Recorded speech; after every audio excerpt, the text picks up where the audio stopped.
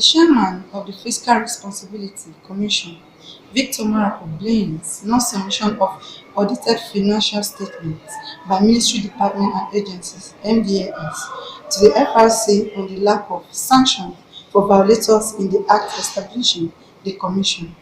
They further emphasize on the readiness of the commission to stop every form of corruption in agencies and parastatals. Public funds and the absence of effective institutional mechanisms that would have managed the process of revenue generation and utilization. You will agree with me that Nigeria budgeting process at that time was not based on rules most of the time. The executive oversight was disaggregated under the mandate of Fiscal Responsibility Commission. The commission was created by FRA 2007 as an independent authority to monitor and enforce the provisions of the Act, and by so doing promote the economic objectives contained in Section 16 of 1999 Constitution as amended. The Commission's other functions include disseminate standard practices, including international good practice that will result in greater efficiency in the allocation and management of public expenditure, revenue collection, debt control, and transparency in fiscal matters.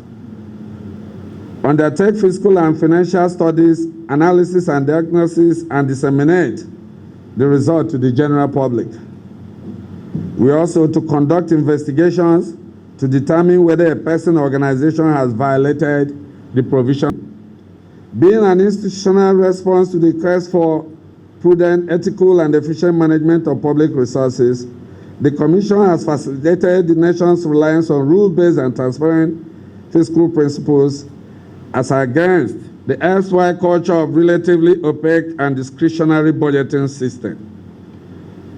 The national annual budget must necessarily be couched within stated rules and limits regarding deficit, spending, verification process following the signing of a budget. This is a civilized alternative, which is better than what it used to be. The Commission have also caused an improvement in fiscal outcomes. The execution of the Commission's mandate has led to the improvement of fiscal disciplines, transparency, accountability, and policy outcomes, as it requires government to commit to an unambiguous process and monitorable fiscal policies objective. We agree that it's not yet Uhuru, but for instance, the fiscal deficit has been limited to 3% of GDP. We've also contributed in the mobilization of domestic revenue of the federal government. The generation of independent revenue through the payment of operating surplus is one aspect of the mandate of the Commission that has indeed added great value to governance. Government-owned enterprises, GOEs, and corporations are by the Act committed to remit 80% of the operating surplus to the Consolidated Revenue Fund of the federal government. The payment of operating surplus into the CRF is born out of the need for government to generate funds on returns on its investments, more so because the corporations neither pay income taxes nor dividends.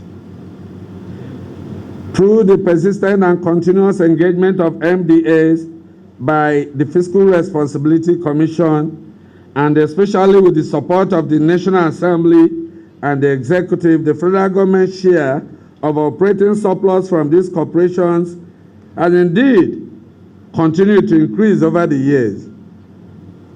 From our records, the total figure paid as operating surplus since the establishment of the Fiscal Responsibility Commission and the operation from date is beyond 2.15 trillion. And we are still counting even as we are seated here, which, by the way, could not have been possible without the Fiscal Responsibility Act.